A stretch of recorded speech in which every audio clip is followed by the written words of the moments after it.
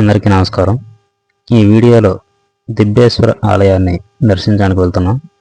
ఈ దిబ్బేశ్వర ఆలయం ఆంధ్రప్రదేశ్ రాష్ట్రం విజయనగరం జిల్లా నెల్లిమర్లకు సమీపంలో ఉన్నటువంటి సారిపల్లి గ్రామంలో ఉన్న పురాతనమైన హిందూ దేవాలయం.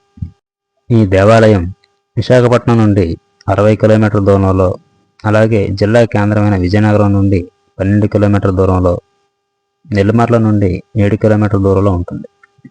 ఈ దేవాలయం చంపావతి నది ఒడ్డున ఉన్నటువంటి సారిపల్లి గ్రామంలో నెలకొని ఉంది.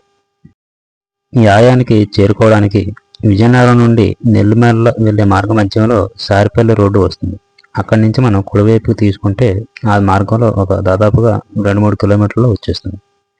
ఈ మార్గం గుండా మనం తిన్నగా వెళ్ళినట్లయితే మనకి చంపావతి నది అనేది కనిపిస్తుంది.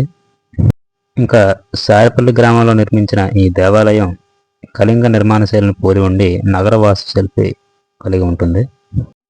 కళింగ రాజ్యం ప్రాచీన భారతదేశంలో ప్రభావితమైనటువంటి ప్రాంతాలలో ఒకటి. ఈ కళింగ రాజ్యం ప్రస్తుతం ఉన్నటువంటి ఒడిశా, ఛత్తీస్గఢ్, తెలంగాణలోని కొన్ని ప్రాంతాలు, అలాగే ఆంధ్రప్రదేశ్లోని విజయనగరం మరియు శ్రీకాకుళం ప్రాంతాల్లో విస్తరించి ఉండేది. సుమారుగా క్రీస్తుపూర్వం 4వ శతాబ్దం నుండి క్రీస్తు శకం 8వ శతాబ్దం వరకు వివిధ రాజవంశాలు పరిపాలించాయి. ముఖ్యంగా కళింగులు 9 నుండి 13వ శతాబ్దం మధ్య కాలంలో వారి పాలనా కాలం కొనసాగింది. కళింగుల పాలనా కాలంలో విశిష్టమైన మరియు అద్భుతమైనటువంటి దేవాలయాలను నిర్మించారు. వాటితో పాటు బౌద్ధ మరియు జైన స్మారక నిర్మాణాలను కూడా నిర్మించారు. ఈ దిబ్బేశ్వరాలయం యొక్క నిర్మాణం దాదాపుగా 8 నుంచి 1300 సంవత్సరాల క్రితం అయిన ఉండొచ్చని తెలుస్తోంది. ఈ ఆలయం చాలా పురాతనమైన ఆలయం కావడంతో దీన్ని పురావస్తు శాఖ వారు నిర్వహిస్తూ ఉన్నారు. భారతదేశంలోని ఏ ప్రాంతం నుండైనా వచ్చిన భారతీయులను క్లింగ్స్ అని పిలిచేవారు. ఆంధ్రప్రదేశ్ మరియు ఒడిశా ప్రాంతంలో మిగిలి ఉన్న లేదా శిథిలాలతో కూడినటువంటి కళింగ దేవాలయాలకు ప్రసిద్ధి చెందిన 12 ముఖ్యమైన ఆలయాల్లో ఈ ఆలయం కూడా ఒకటి.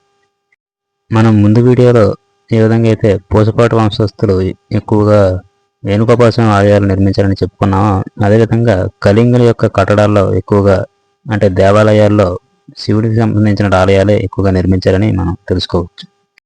ఎందుకంటే శ్రీకాకుళంలోని శ్రీముఖలింగం, అలాగే ఒడిశాలోని లింగరాజ ఆలయం, అదేవిధంగా ఇక్కడ మీరు చూస్తున్న ఈ ఆలయంలో కూడా శివునికి సంబంధించినటువంటి ఆలయాలే నిర్మించబడ్డాయి.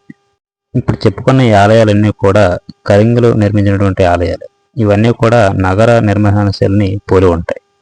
ఈ ఆలయం చాలా పురాతనమైన ఆలయం కావడం వల్ల అందులో ఉన్నటువంటి శివలింగం చాలా పురాతనమైన శివలింగం, అది కూడా శిథిలమైపోయి ఉండడం వలన ఆ శివలింగం దెబ్బతినకుండా ఉండేందుకు జలాభిషేకం మాత్రమే ఇక్కడ అనుమతించబడింది.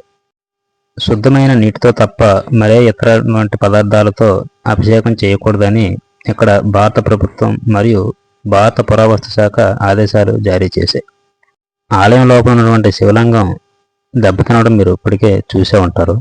సాధారణంగా హిందూ దేవాలయాల్లో విరిగిపోయిన లేదా శిథిలమైపోయినటువంటి విగ్రహాలకు ఎటువంటి పూజలు అవి జరిపించరు. ఈ విషయాన్ని మనం గమనించాల్సి ఉంటుంది.